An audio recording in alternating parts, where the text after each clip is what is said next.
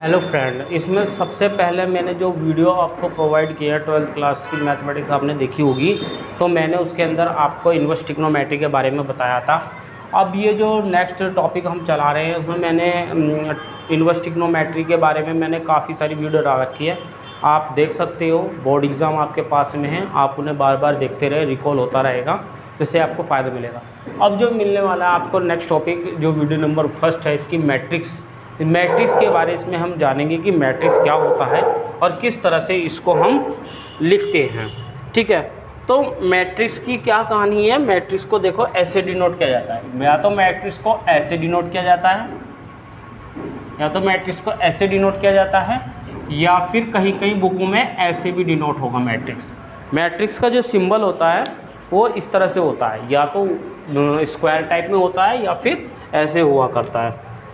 ठीक है, अब बात आती है मैट्रिक्स, जैसे कि मैंने मैट्रिक्स ऐसे लिखी 1 2 3 4 5 6 7 8 9।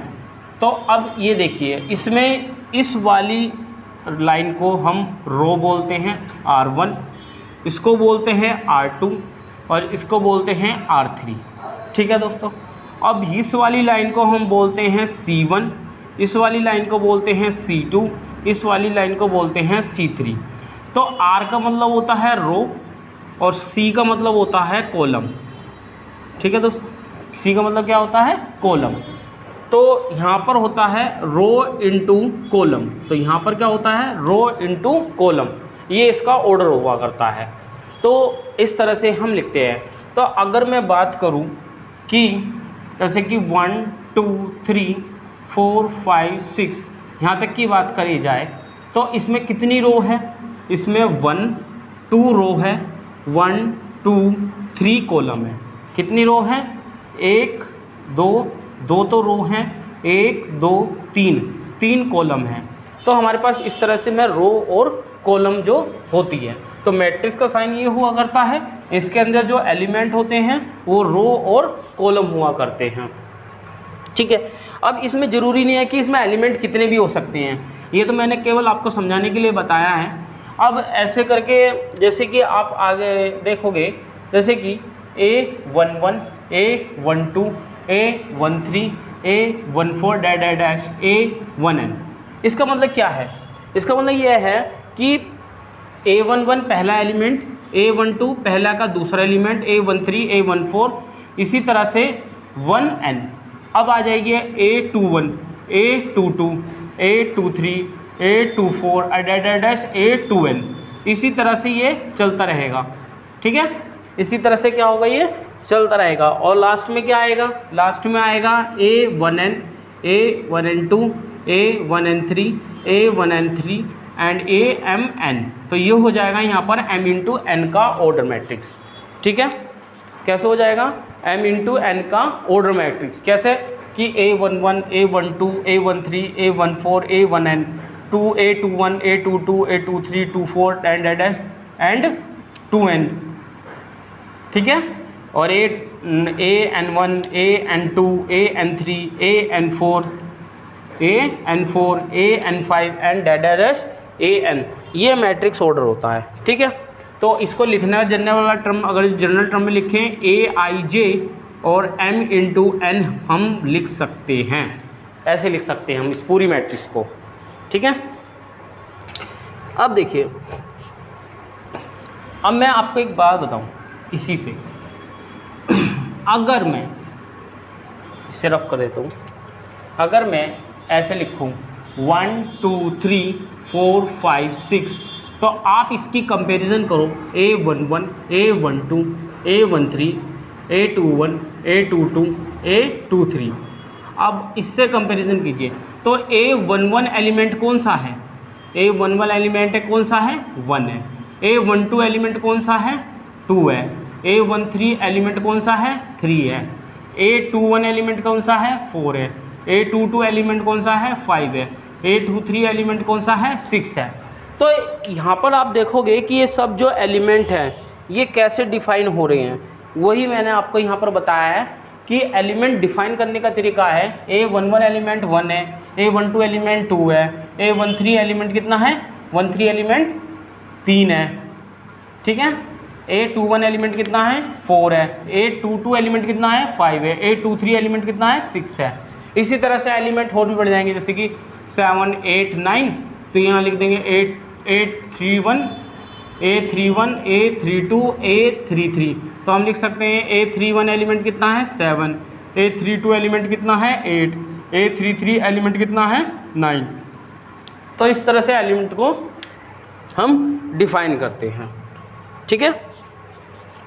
अब देख लेते हैं किस तरह से इसमें हमें क्वेश्चन करने हैं। ये थी हमारी बेसिक चीज़ें जो हमने आपको बताई है। अब इसमें क्वेश्चन देखते हैं, क्वेश्चन कैसे कैसे होते हैं। आइए,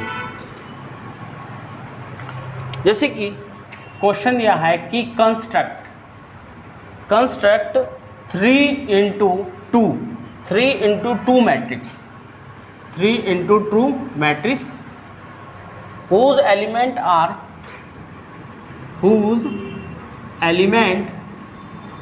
are given। कितना है Aij बराबर I प्लस 2j, ठीक है। कितना I प्लस 2j।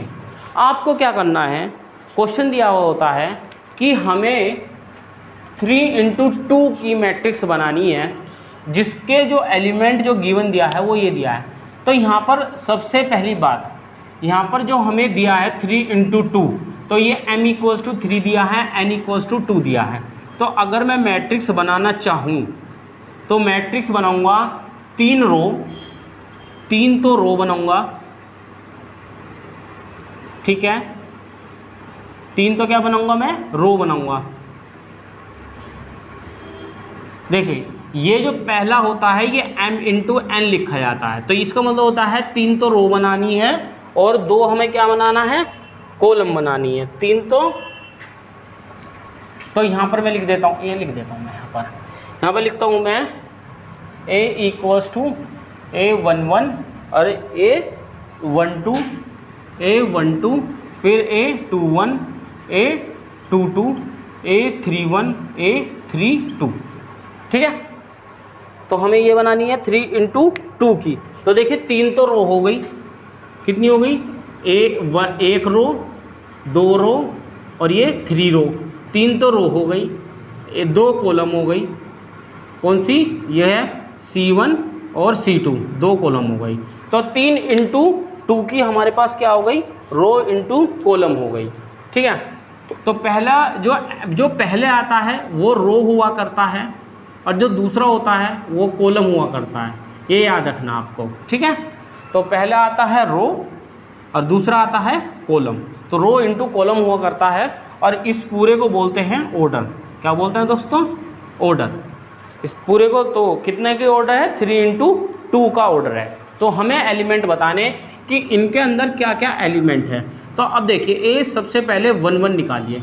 तो यहाँ पर हमें i j जो दिया है i प्लस 2j दिया है, तो A11 रखो इसकी जगह, i की जगह 1 रखो, j की जगह 1 रखो, तो कितना आ जाएगा, 3 आ जाएगा।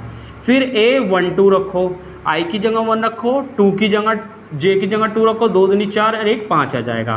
फिर A13 रखो, तो आप 1 रखोगे, 2 into 3 रखोगे, ये कितना आ जाएगा, 7 आ जाएगा।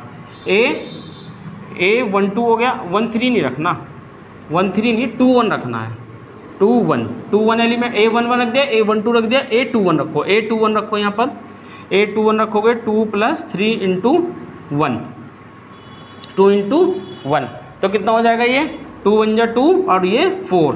फिर यहाँ रखोगे A22 रखो यहाँ पर रखोगे 2 + 2 into 2, तो कितना हो जाएगा, 2 दूनी 4 2 6, A22। फिर यहाँ रखोगे यहाँ 3 1, तो i की वैल्यू कितनी रखोगे दोस्तों, 3 और 2 into 1, तो कितना हो जाएगा, 2 एकम 2 और ये 5, और a कितना रखोगे, A32, तो 32 कितना रखोगे यहाँ पर, i की जगह 3 और j की जगह 2, तो कितना हो जाएगा, 2 दूनी 4, 4 और 3 7। तो अब आप देखो यहाँ पर जो मैट्रिक्स बनेगी हमारे पास, A11 एलिमेंट कितना दिया है, 3 दिया है, वो हम 3 रख देंगे। A21 एलिमेंट कितना दिया है, 5 दिया है, वो 5 रख देंगे। A21 एलिमेंट कितना दिया है, 4 दिया है, वो हम 4 रख देंगे। A22 एलिमेंट कितना दिया है, 6 दिया है, वो 6 रख देंगे। A31 एलिमेंट कितना दिया है, A31 5 दिया है, 5 रख देंगे, और A32 एलिमेंट कितना दिया है, 7 दिया है, तो 7 रख देंगे, तो आ जाएगी 3 × 2। तो इसके जो एलिमेंट होंगे वो 3, 5, 4, 6, 5, 7 ये एलिमेंट हो जाएंगे। इस तरह से क्वेश्चन कंस्ट्रक्ट होता है।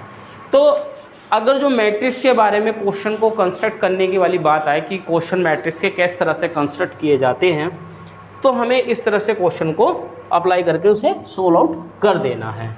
ठीक है, तो अब देखते हैं इसमें वेरियस टाइप्स ऑफ मैट्रिक्स, मतलब कि कितने उसकी क्या क्या टाइप्स है मैट्रिक्स की, ये हम आपको बताएं। अब तो ये था बेसिक क्वेश्चन जो आपको सीखना ज़रूरी था। अब देखिए various types of matrix, various types of matrix.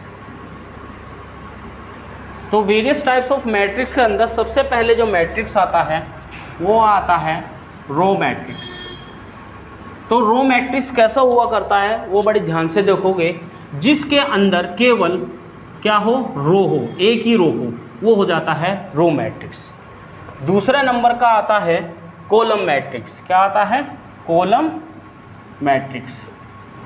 Column matrix क्या हुआ करता है, 5, 18, जिसके अंदर केवल एक कॉलम हुआ करती है वो क्या होता है, कॉलम मैट्रिक्स हुआ करता है। दूसरा आता है नल मैट्रिक्स, नल या फिर जीरो, या तो नल लिख दीजिए या जीरो मैट्रिक्स लिख दीजिए, दोनों में से कुछ भी लिख दीजिए, तो इससे ये डिफाइन हो जाता है हाँ भाई ये नल है, जीरो है।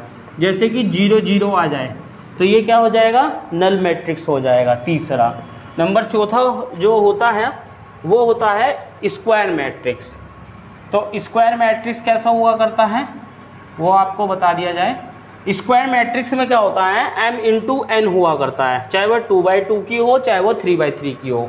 देखिए जैसे कि मैंने लिख दिया 3, 5, 6, 7, 8, 5, 4, 1, ये 3 × 3 की, इसमें 3 ही कॉलम हैं और 3 ही रो हैं, इसलिए ये स्क्वायर मैट्रिक्स है। चाहे ये 3/3 की है, 2, 4, 6, 8, ये 2/2 की भी हो सकती है, ये भी स्क्वायर मैट्रिक्स होती है। ऐसा ज़रूरी नहीं है कि वो केवल, ऐसा ज़रूरी नहीं है कि केवल वो 3/3 की हो, 2/2 की भी मैट्रिक्स हो सकती है, 3/3 की भी हो सकती है। इस मैट्रिक्स को स्क्वायर मैट्रिक्स बोला जाता है। अब आगे देखते हैं इसमें और मैट्रिक्स के टाइप कितने हैं। देखिए नेक्स्ट हम डायगोनल एलिमेंट, क्या है जो हमारे पास है वो है डायगोनल एलिमेंट। तो डायगोनल एलिमेंट मैट्रिक्स क्या है ये आपको समझना बहुत ज़रूरी है।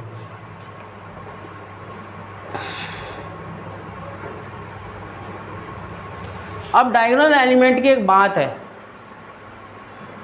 तो डायगोनल एलिमेंट होता है जैसे कि कोई आपको मैट्रिक्स दी है A11, A22, A33, तो ये जो एलिमेंट होते हैं यहाँ पर उसे बोलते हैं हम डायगोनल एलिमेंट। उसे क्या बोलते हैं हम, डायगोनल एलिमेंट। जैसे कि आपको कोई मैट्रिक्स दी 1, 2, 3, 4, 5, 6, 7, 8, 9, ये आपको कोई मैट्रिक्स दी। अब इसमें डायगोनल एलिमेंट अगर आपसे पूछे तो डायगोनल एलिमेंट आप ये बताओगे, कितना बताओगे, 1, 5, 9, ये हमारे क्या, हमारे पास ये डायगोनल एलिमेंट है। अगर जो आपसे डायगोनल मैट्रिक्स पूछे, दोनों में अंतर है, देखिए आपको दोनों का अंतर बता दें। डायगोनल मैट्रिक्स, डायगोनल एलिमेंट अलग बात होती है, डायगोनल मैट्रिक्स अलग बात होती है। जो डायगोनल मैट्रिक्स की अगर बात की जाए तो डायगोनल मैट्रिक्स हुआ करती है, आपने मैट्रिक्स लिख दिया, यहाँ पर आप लिखोगे 4, 6, 8, 0, 0, 0, 0, सारे एलिमेंट 0 होने चाहिए, केवल डायगोनल एलिमेंट 0 नहीं होने चाहिए। तो ये हमारे पास डायगोनल मैट्रिक्स आ जाती है। क्या आ जाती है हमारे पास, डायगोनल मैट्रिक्स आ जाती है। जो अगर ये मैट्रिक्स डायगोनल मैट्रिक्स है तो इसके सारे एलिमेंट 0 होंगे और केवल डायगोनल इसके एलिमेंट होंगे। और डायगोनल एलिमेंट की बात की जाए तो यहाँ कुछ भी हो सकता है, यहाँ कुछ भी हो सकता है, जो इसके डायगोनल एलिमेंट है वे 0 नहीं होंगे, वे 0 नहीं होंगे, यहाँ पर 0 नहीं आ सकता। समझ में आ रही बात को, यहाँ पर क्या आएगा, कोई एलिमेंट ही आएगा, इसीलिए इसको डायगोनल एलिमेंट बोलते हैं। और डायगोनल मैट्रिक्स में सब जीरो हो जाता है, केवल डायगोनल एलिमेंट जीरो नहीं होते और डायगोनल मैट्रिक्स हो जाता है। तो अब देखिए दूसरी बात आती है scalar matrix. Scalar matrix, scalar matrix क्या हुआ करता है? स्केलर जो मैट्रिक्स हुआ करता है वो भी बड़ी इंटरेस्टिंग चीज़ है।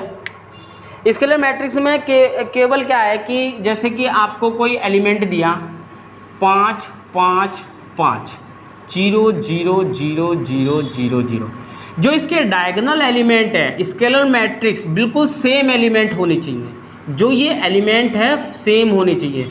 ऐसा भी हो सकता है 1 1 1, इस चीज़ को हम क्या बोलते हैं? इस चीज़ को हम बोलते हैं स्केलर मैट्रिक्स। क्यों? क्योंकि यहाँ पर भी 1 है, यहाँ पर भी 1 है, यहाँ पर भी 1 है, यहाँ पर 5 है, यहाँ पर 5 है, यहाँ पर भी 5 है। ऐसा भी हो सकता है 3 3 3 0 0 0 0 0 0, ये भी हो सकता है।